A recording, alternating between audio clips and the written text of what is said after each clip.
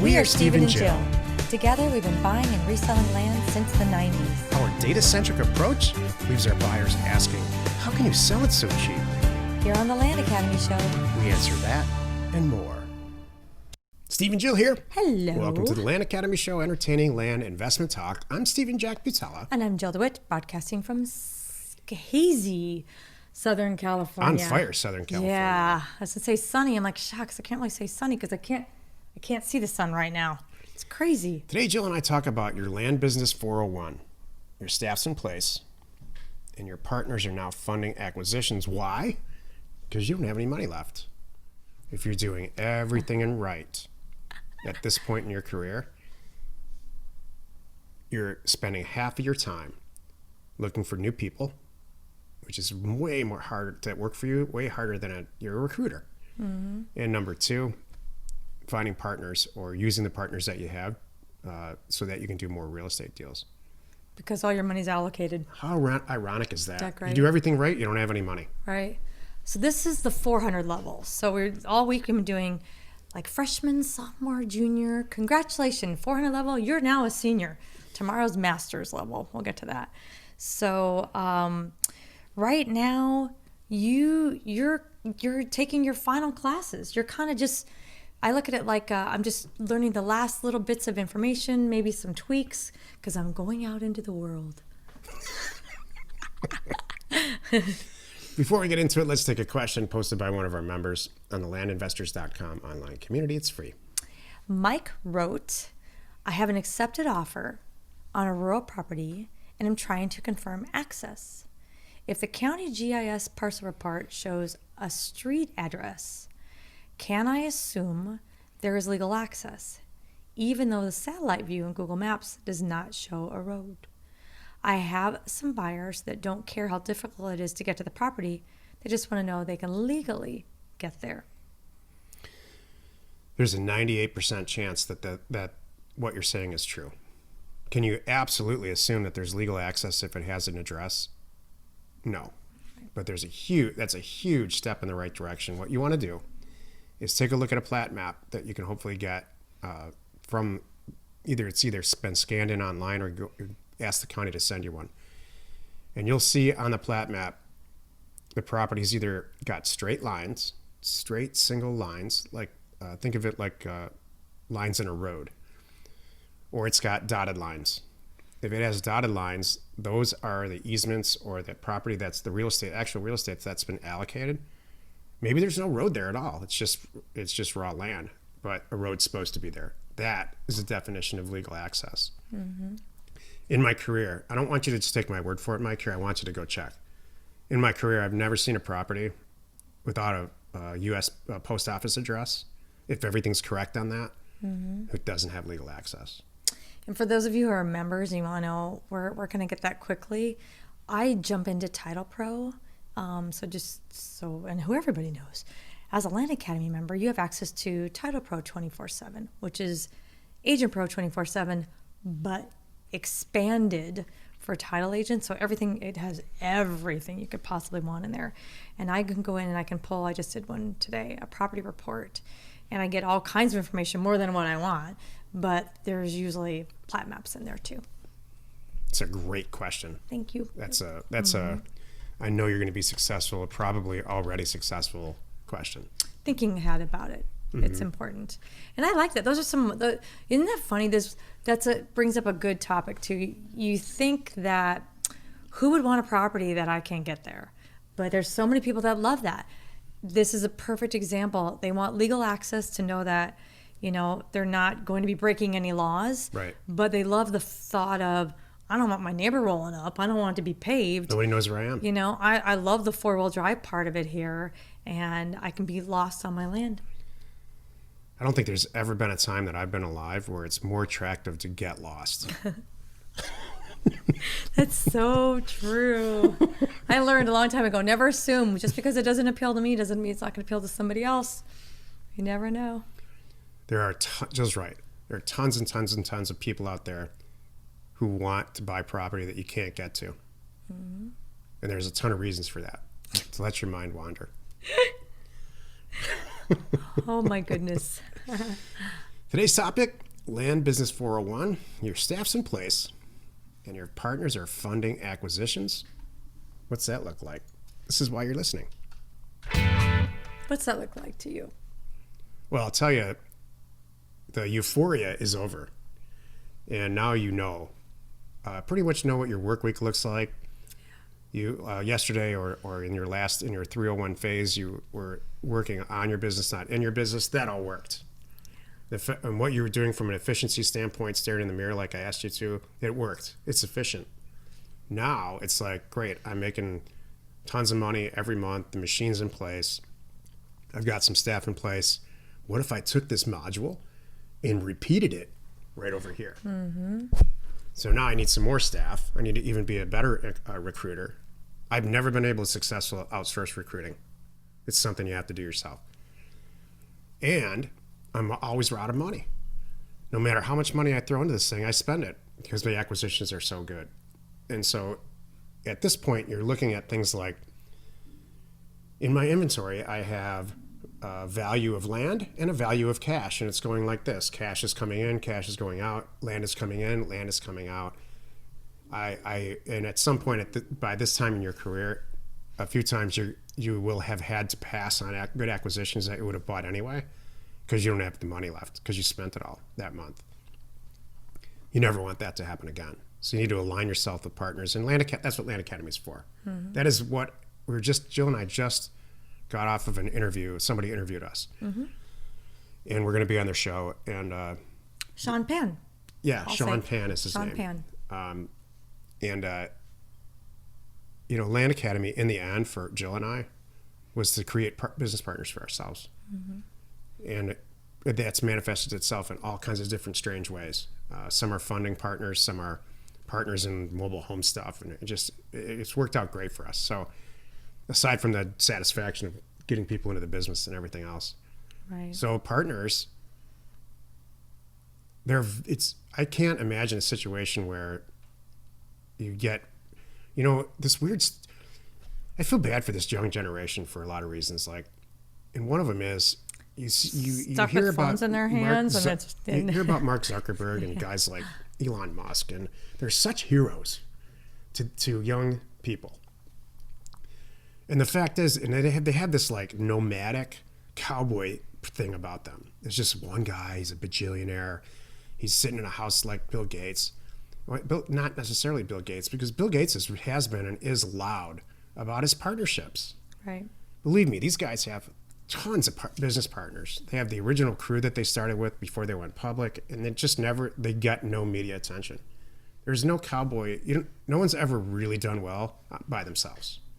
So please, you need partners. I want to know more about what other ways you feel bad for this younger generation. I want to circle back around to that for a second. So here's what I heard. Their heroes are not accurate heroes. Is that what it is? Batman had Robin. Oh, keep going there. Thank you. The Lone Ranger had Tonto. Who else? Wonder Woman had a lasso. I don't know. I don't know. I don't know if it's really, honestly, generation specific. I think why do you say that? I'm just curious. My generation, their heroes were sports figures. They weren't necessarily business people. My business heroes were people in my neighborhood that were just crushing it. They were usually my friends' parents. So, who are your heroes? I was just going to say, my heroes were, this is good. I like this question. No one's ever asked me this. It's kind of funny. I never really thought about it, but I'm sure my heroes were people that I knew of that, because of where they lived, usually it's what they had. I want a house like that. How do you growing up in I grew up in Garden Grove, and Nellie Gale. I learned about Nellie Gale in Laguna Hills. That was wow, those people arrived. So that would have been what do they do? And it was 99% of the time real estate kind of thing. Oh, really? Yeah, especially in Southern California. That's pretty much what it was, kind of thing. So those are my heroes. The tragedy in having a hero like Jeff Bezos or I hear Mark Zuckerberg more than anything for some reason, not so much anymore, but now it's Elon Musk, is that it's like having Michael Jordan be your hero, or Kobe Bryant. You know, Yeah. those guys are, or Wayne Gretzky. They're not just professional. They're at the tip top of maybe the best hockey player in the world, maybe the best. They're the elite of the IPO. elite. It's maybe, hard to, you know, maybe Tesla was maybe the most successful IPO there ever was, ever. And so it's so out of touch. It's not a normal person. It's Right. not your friend's dad or that person who owns a house at the end of the block that your dad knows. right. It's like, you're never going to do that. I'm just sorry. The chances of you doing the next Facebook are so small. However, the chances of you buying a piece of real estate and reselling it for twice as much as you paid next month are incredibly good. And so there just becomes this unrealistic thing of what an entrepreneur is. Jill and I taught a class. Interesting. I asked everybody who's an example of an entrepreneur, and they all said one of those three people. That's the furthest thing from an entrepreneur that they should. And I did everything I could to dispel that to that class. The person is, you know who an entrepreneur is to me? Am I freaking out? No, I was like, it's okay. Don't take it personally, sweetie. I'm lightening the mood. Sorry. No, you're good. I think somebody who's a great example of just a grassroots entrepreneur gets a hold of pays cash for a duplex, lives on one side and releases you out the other one, and everything's free. Yeah. That's what an entrepreneur really is. Now all their bills are paid, their wife's hopefully happy, or whatever the situation is. They don't have to have a job because the basic stuff's done. Yeah. And they can go on and do Land Academy without a ton of pressure. Or they can start a convenience store chain or whatever. We're getting so far off topic here. But I feel bad. This generation has so much stuff to sift through and so much misinformation. That's the problem. Start to finish fake news everywhere. I just read a whole article. Social media. Listen to this. Junk. I just read a whole article. I got duked. In the title of the duked. What's the title? Duped. I got fooled. Duped. Okay. I read an article. The title was Disneyland's moving from California to Texas. I saw that. Did you? I read all the way through the whole thing, and they said, "Oh, by the way, this is an advertisement for this company that spoofs news." And I love my phone, so I didn't throw it up into the ocean. So that's just an outrage. They stole my time, and I did what I was supposed to do on that and marked it as spam and all that. So it's interesting we got the same news feeds. I saw that too. Well, I get Disneyland for other obvious reasons. Oh, yeah. Of course I should get it. I like to go there. It's weird that you got it. That's more for you. It popped up as another business going out of state. That's partnerships are absolutely necessary, and changing directions quickly on the fly is necessary. I mean, there's a lot of grassroots stuff that this generation, even when I stand in front of them and explain it, they're like, "You're just an old man. You don't get it. Like, you don't understand the internet of how this works," which is ridiculous because I was around when it was created, and they're every step of the way. So it's not about me. I don't care. I don't take that personally. I just wish that everybody would stop saying Mark Zuckerberg's an entrepreneur. He's not. Well, give me some other. Okay, so the people that you know. You know who's an entrepreneur? Jack Bosch. Cool. Comes from another country. That's doesn't true. speak the language. That's good. Marries a woman from South America, doesn't speak German, does a bunch of real estate deals, and launches his career to become independently wealthy inside of 5 or 8 years from being a full-blown immigrant in this country on a work visa. That's very nice of you. That is an entrepreneur. Yeah. Or somebody, Jill and I, through this COVID, Jill found a person who does her hair and her nails and stuff. Yeah. And she comes to the house, and I was talking to her, and she said, she does my hair now, obviously. And, she said, yeah, I mean, this is it now. I'm never going to go back and work in a salon. I'm charged double. I only work for people who are willing to pay for it. It's now my own business. I have my own website. That's an entrepreneur. Mm-hmm. She's putting food on the table. She adjusted. Yeah. And she could take that. Who knows? She could have 50 trucks full of people going out and doing hair and nails and it's very realistic and possible. I think the real tragedy in saying I want to be Elon Musk is no, it's never going to happen. Right. And what's never going to happen also is that you're not going to buy and sell real estate. You're shooting so high. Oh, too high. Yeah. I understand. Well, why do you say you can't buy and sell real estate though? Well, how does that tie in with this statement? I don't. Maybe I misspoke. You should be buying and selling real estate. Okay. It's stopping you. If you're all starry-eyed about Elon Musk or anything else like that, you're not going to join a group like this and buy and sell land and actually make a couple $1,000,000 a month a few years from now. Well, okay. I would. Do you think that motivates people? I don't know. It feels like it's something you had to get off your chest. I guess I did. Okay. Well, because I think our group, I don't know anybody in our community that's like that. Exactly. Okay, So I don't think our group. Okay, that's what I'm wondering. Like, where are you going with regardless this? of age or anything. Okay. Or any background at all. The people in our group made it. Like, Right. they get it. They're here doing the work, putting in the time, and back to the topic. Whew. Back to the topic. Sorry, I'm sorry. Your land business 401, this is where you should be now. You got through the startup. We talked about the 2 years thing on Tuesday. Yesterday we talked about being a specialized pro. What niche are you in? How's it going? Now you're at level 4, which is, hey, things are running smoothly. And you got other people funding deals for you because you got that much deal flow going on, as you should.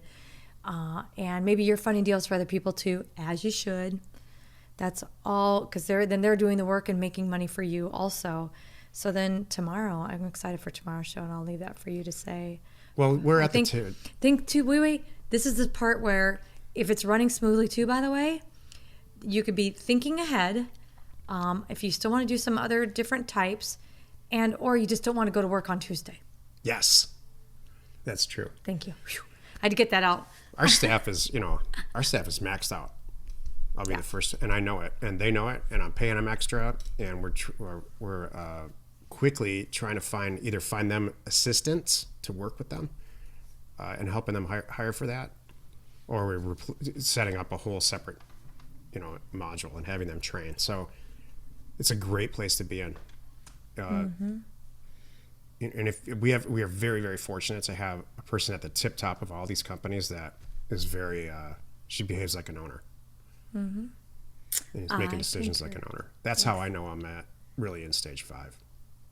Well, we'll talk about them more tomorrow. Happy you could join us today. 5 days a week, you can find us here on the Land Academy Show. Tomorrow, the episode on the Land Academy Show is called Land Business 501, Planning for Your Exit. You are not alone in your real estate ambition. That was me giving you like a stage presence. Like, I know. What is that? And here it is. Because we were talking. I We kept think alluding to what tomorrow is, and I'm excited for tomorrow. Oh. I'm like, here it is. You've been waiting to hear what it is. That's why I was making a hand gesture. For those of you who are not seeing me, I was making a hand gesture. The most Yay. fun is stage 3. Stage 3 is the most fun Just for trying you? to lighten this up, I can tell. I don't know. You're just kind of like, I think at this level it should be fun, and you're like mad about it, which is not bad. That's how you roll. I understand. Sorry. No. I didn't get mad That's about just how you roll. stage 4. It's okay.